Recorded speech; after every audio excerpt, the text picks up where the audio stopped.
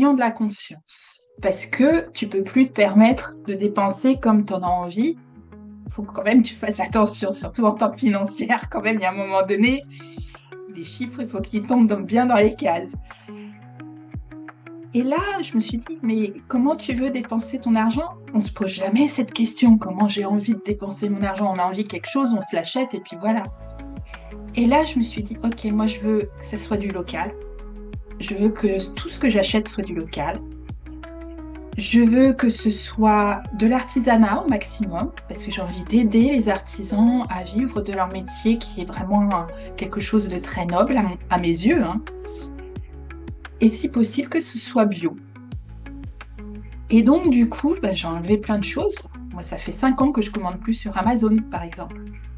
Parce que pour moi, ça fait plus partie de mon... J'ai plus envie que ça fasse partie de mon écosystème.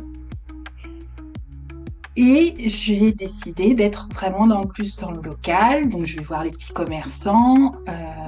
J'ai pas réussi, je suis pas parfaite, donc j'ai pas réussi à tout faire comme ça. Mais j'en fais au maximum. Et en fait, je me suis rendu compte que finalement, mon petit artisan que je paye peut-être plus cher, ce qu'il me donne, c'est de la qualité. Donc, j'en achète moins.